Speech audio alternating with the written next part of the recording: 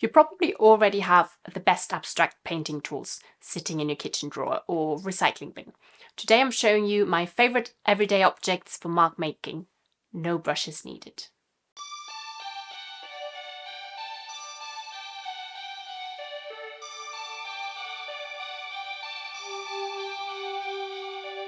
Hi there, I'm Janine. I'm an artist and I share my creative journey on this channel. You've probably got a lot of random bits at home that you didn't know make excellent painting tools, and they're free. Let me show you some of my favorite painting tools for abstract art, all things I've repurposed from around the house. If you want to loosen up, get out of a rut, or just try something a bit different, this is a fun way to experiment without buying a thing. So here's some stuff that originally I found around the house. Some things I've purchased especially for painting. I no longer use any of these things for anything other than painting. So let me show you. This is a bowl scraper. This is kind of a silicone one, and I got this to kind of resemble my catalyst wedge because that's also silicone. And it does work quite similar. I still prefer this just because it lies in your hand nicer. This is obviously more affordable and it does work. So this is a great tool for scraping. This is a different kind of bowl scraper. I will show you in a minute what kind of marks they all make. So we'll see them in action. This is just a more rigid one. Then this is an empty roll of tape that was masking tape, but now it's just cardboard. Cork. This is a plastic lid off of something. Plastic comb. This is actually a it's for sewing. Oh yeah, I think when you've got the sewing patterns and then some sort of transfer paper underneath. That transfers the lines, but it makes a really lovely dotty texture. This is an old credit card. I've got a sponge. You can get sponges in all sorts of shapes, so you can get smoother ones, or this is a more natural looking one, but it is still cut to square. I often use this side, which is a bit more natural. This is a smoother sponge. Let's use that as well. And this is a wooden skewer that you'd use for like a barbecue or something. And I'm going to show you all of these on some wood panel because I want to add some more paintings to my current series that I'm working on, and these are a smaller format. So I've primed these with gesso. I often get asked how do I prime my wood panels. So I coated all sides, including the front, the back, and these really thin sides with gloss medium. Let that dry, and then I applied 2 layers of, might have even been just 1 layer, probably just 1 layer of gesso. And if you're wondering what's all these scribbly marks, that was my daughter. Right, let's start getting something on here. I think we'll start with this plasticky bowl scraper. And I've got some pre-mixed colours that I am already using for my series. I really like this orangey yellow. So we'll take some out. And then you can either just scrape down and have I'm putting quite a lot of pressure on here now, so it gets a little bit transparent. If you don't put as much pressure on, you see how you get a thicker texture. And you can also just create lines by pressing like this, or if you've got little blobs on here, that makes quite an unpredictable texture, which is interesting. I do like them mainly for scraping. And also if you've got wet paint, you can go in and scrape some of that off, or you can use the corner. Let's next maybe do the sponge. I'll get a different colour. You can use it dry, or you could dip it in water first. Just a tiny bit of water. And then if I curve this, then I've got more of a organic texture, I think, than if I was just using it straight.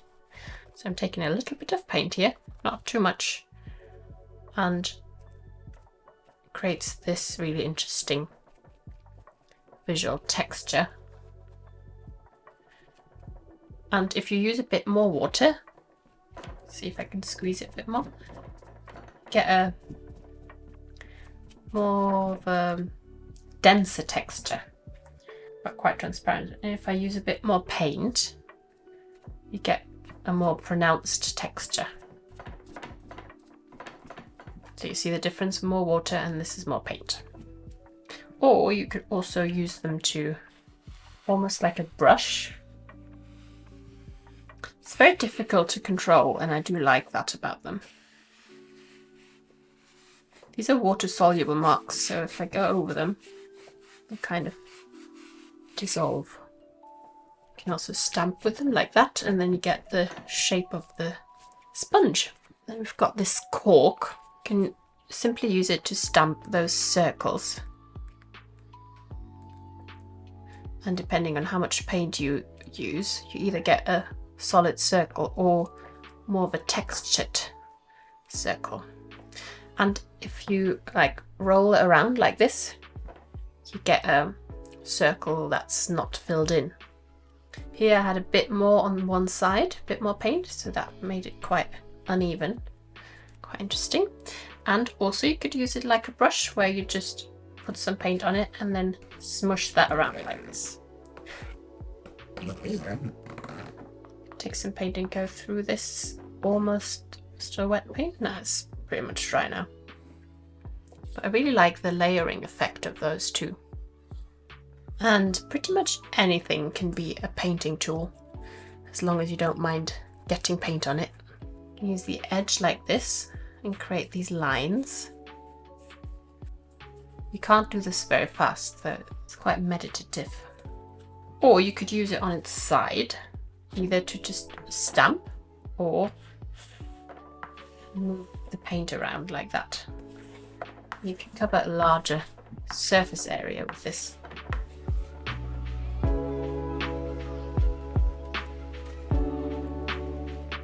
Let's move on to a new one. So let's try this other bowl scraper. I want to use this light blue, and that works pretty much like the other bowl scraper we just tried. You could use it with more pressure, like this, and also you get this slightly thicker edge with a texture, and I also like to go through that and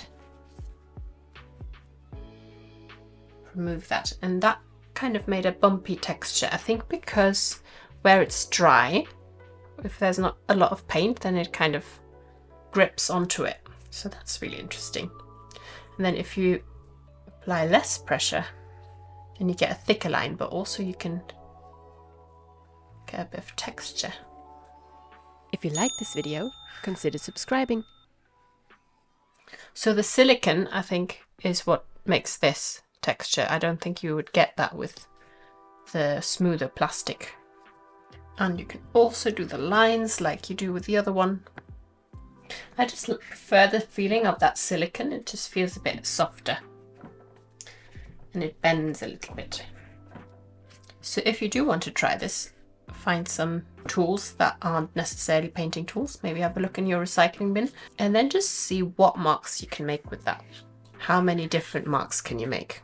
I want to try this because I think you can probably do quite a lot with it. Use this green. First I want to see if I can stamp the whole circle. So the paint is not very even on here, but that might make some interesting effects. So yeah, you can see a circle like that, or if I drag it,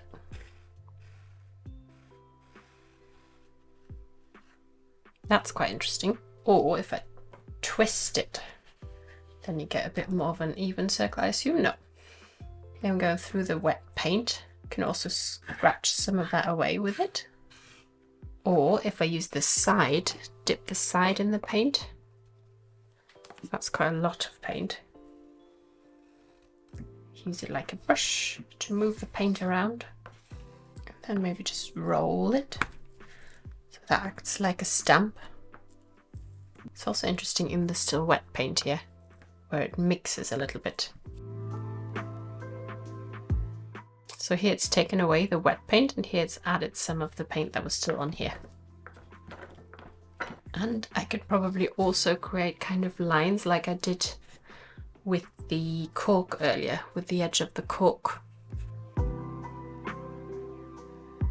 Let's try this slightly more dense sponge.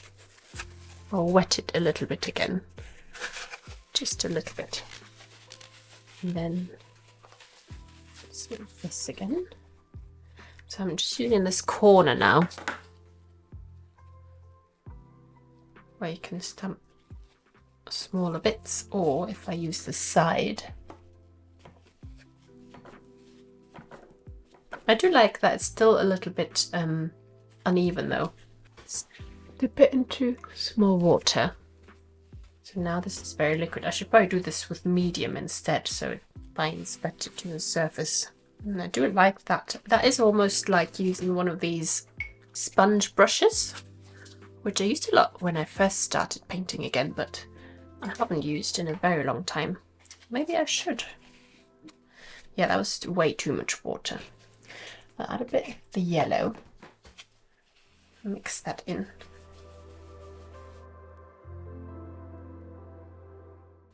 I like where it's got lots of different colours mixed together. I'm just using it like a brush. I'm using more the edge again rather than the full length. So just the tip of that. And if you apply just a little bit of pressure, the line gets finer. If I press down a lot, then it gets much bolder. I could even smush it like this. And you see where there was paint dry underneath, that stays, but then it gets rid of the bits that haven't properly dried yet.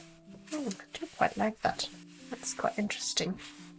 Lots of things you can do with a sponge. And then, well, this is really messy. Let's try a different one. Let's use another kind of scraping tool. We'll use this one. Let's try this one. I've got quite a lot of paint on here. So if I don't apply a lot of pressure, get a thick layer.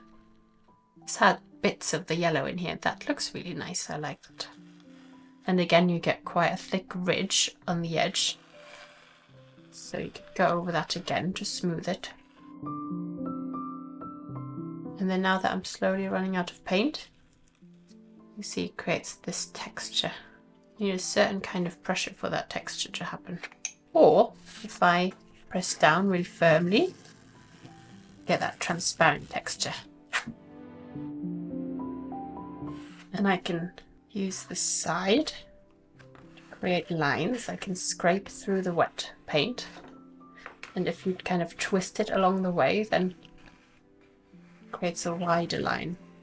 Scrape through that wet paint here, smooth it off. Let's dip it in water. So I've still got a bit of paint on here. I just want to see what happens. Quite a transparent layer. And it's actually also putting some of the dried paint that was on here onto my painting as well. You could use the corner to scratch in just a wet paint. I can scrape that back onto my painting. Then the skewer is quite obvious. You can draw lines into your wet paint. And then what I also like to do when I've got picked up some wet paint, I like to put that back onto the canvas as little dots. You could also draw with it, but it doesn't last for very long. Once there's a bit of a build-up of paint like there is on here, it does actually draw onto your surface, as long as the surface got a bit of grit to it. When your surface is really smooth, when you've put a lot of acrylic paint on there already, especially gloss paint, then it doesn't stick as well. Then let's try this. It's just a lid that's got a ridge here. I'm assuming it's going to be quite similar to that empty tape roll that I used. I'm going to do a circle. So if I press it down, you get the circle shape, and I can move it around. Draw like this. And some paint actually got on the side. Let's try that. Yeah, we could use it to scrape paint on like this. It makes quite unpredictable marks. I like that.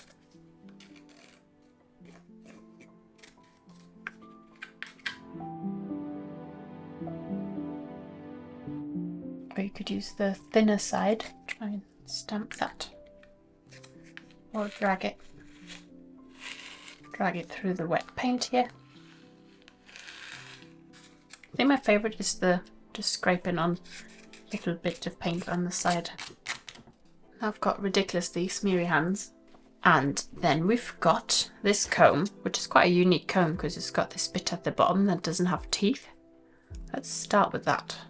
Stamp the side, make short little marks, or I can use it as a scraper. Use it on the side to create lines, or I can use the teeth to apply this kind of dot texture. Scrape on some kind of dot texture. Doesn't really work for scraping on paint, but it does work for scraping through still wet paint, creating these regular lines. And then again, I like to stab that leftover paint onto the painting. Or you could use one of the corners to draw into your wet paint. Or you could also stamp the whole thing, but I don't want to do that. That seems too messy for me. What have we got? Last is this little sewing transfer rotating tool. I don't actually know what it's called properly. So what you can do with that is you can go through wet paint. It doesn't actually work that well through wet paint, but this is dried a little bit now, so it's a bit difficult. But if you get some paint on it, you can then draw these lines, which are really fun. They're quite similar to the comb texture actually.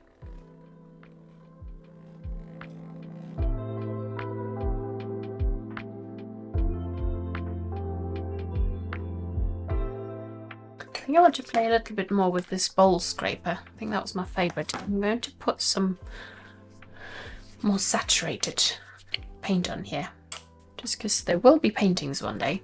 So I'm just trying to, and I always like to add some kind of saturated paint in the first layers. Just adding that while I'm already painting on them. So I think this bowl scraper is my favourite, which is funny because, oh, this makes sense, because this is also pretty much my favourite painting tool, and that kind of does the same thing. We'll use some yellow on this. They're really good for getting a fairly even coat of colour on quickly. It's usually smoother than you could do it with a brush, but you do often get the you see the edges of your scrape marks, so bear that in mind. Let's add some blue to this one, and then I've got all the primary colours on here.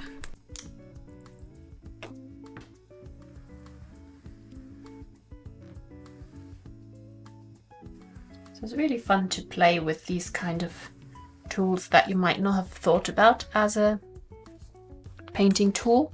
See if I press down more, and you can see more of that colour underneath, which is really nice. This is ultramarine, which is quite a transparent colour anyway, so that lends itself to that particularly well. Not pressing down as much in some areas and then more in others, which adds a nice variety. Now I'm really just trying to get as much paint off my tool as I can. I just wanted to try this one more time because that was really surprising that I enjoyed using this with the side. Might have to use this more often now. I hope this gave you a few new ideas to try and made you think differently about that old credit card that you were about to throw away. By the way, if you're just getting started with acrylics and feel overwhelmed by all the tools and materials out there, I made something for you. It's called the Beginner's Acrylic Painting Toolkit. It's totally free and includes the only supplies I recommend, plus a fun first painting exercise to help you get painting straight away. You'll find the link in the description. And for 5 easy ways to create texture in your paintings, watch the video I've linked below. Thanks and bye bye.